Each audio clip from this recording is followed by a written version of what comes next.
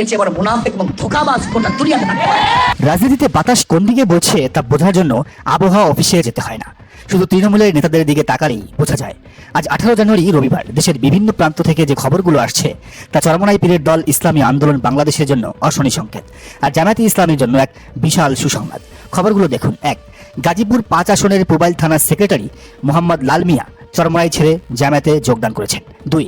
নেত্রকোনার আটপাড়া উপজেলার যুব আন্দোলনের সভাপতি মাওলানা আবু সাইদ জামায়াতের পতাকা তলে এসেছেন ইসলামী আন্দোলন থেকে পদত্যাগ করে। 3. লালমনিরহাটের পাটগ্রাম উপজেলার সাবেক আইন বিষয়ক সম্পাদক ইরশাদ আল হাবিব জামায়াতে নাম লিখিয়েছেন। এরা কেউ কিন্তু সাধারণ কর্মী নন, এরা থানা এবং উপজেলার দায়িত্বশীল নেতা, সেক্রেটারি, সভাপতি, আইন সম্পাদক। যখন একটি দলের খুঁটি বা দায়িত্বশীল নেতারা দল ছাড়ে তখন বুঝতে হবে সেই ঘরের ছাদ ধসে পড়ার অপেক্ষায়। আজকের মেগা রিপোর্টে আমরা দেখব কেন চরমনাইয়ের দুর্গ এভাবে তাসের ঘরের মতো ভেঙে পড়ছে এবং রেজাউল করিম আবরারের মতো সেলিব্রিটি বক্তার জামায়াতে আসার গুঞ্জন রাজনীতির মাঠে ঝড় তুলবে কিনা। আসুন ঘটনার গভীরে যাই। গাজীপুর শিল্প এলাকা, সেখানে পুবাইল থানার সেক্রেটারি মোহাম্মদ লাল মিয়ার দলত্যাগ চরমনাইয়ের সাংগঠনিক কাঠামোতে বড় আঘাত। নেত্রকোনার আটপাড়ায় যুব আন্দোলনের সভাপতি মাওলানা আবু সাইদের যোগদান প্রমাণ করে চরমনাইয়ের যুবশক্তির আর কোনো ভরসা নেই তাদের দলের উপর। আর লালমনিরহাটের পাটগ্রামে যা ঘটল তা আরও সিগনিফিক্যান্ট।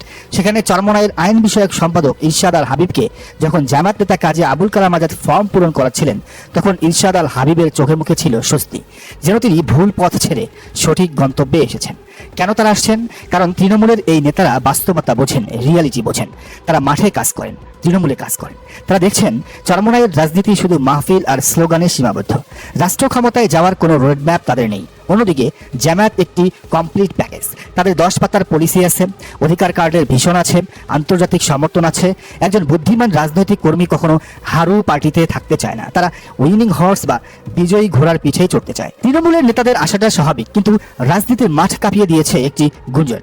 চরমনাইয়ের কেন্দ্রীয় নেতা এবং দেশের অন্যতম জনপ্রিয় বক্তা রেজাউল করিম আবরার নাকি জামায়াতে যোগ দিতে পারেন। কথা চলছে, ধোঁয়া যেহেতু আছে, আগুনও কোথাও না কোথাও আছে। রেজাউল করিম আবরার সাধারণ কোনো নেতা নন, তিনি social media influencer. Lakh lakh তরুণ তার কথা শুনে। তিনি যদি সত্যিই জামাতে আসেন তবে এটি হবে চরমনাইয়ের কফিনের শেষ পেরেক। কেন তিনি আসতে পারেন? 1. মেধার মূল্যায়ন। আবরার একজন স্কলার, তিনি দেখছেন জামাতে মুফতি উসামার মতো স্কলাররা মূল্যায়িত হচ্ছেন, তারা এসে যোগদান করছেন। জামাত মেধার কদর করে। চরমনাইয়ে হয়তো তিনি সেই স্পেস পাচ্ছেন না। 2. রাষ্ট্রচিন্তা। আবরার হয়তো বুঝতে পেরেছেন আবেগ দিয়ে ইসলাম কায়েম হবে না, দরকার রাষ্ট্র ক্ষমতা, আর সেই সক্ষমতা একমাত্র জামাতের হাতেই আছে। যদি আবরার জামাতে যোগ দেন তবে কৌমি অঙ্গনের হাজার হাজার তরুণ তাকে ফলো করে জামাতে চলে আসবে। এটা হবে জামাতের একটি মাস্টার স্ট্রোক, জামাতের জন্য এক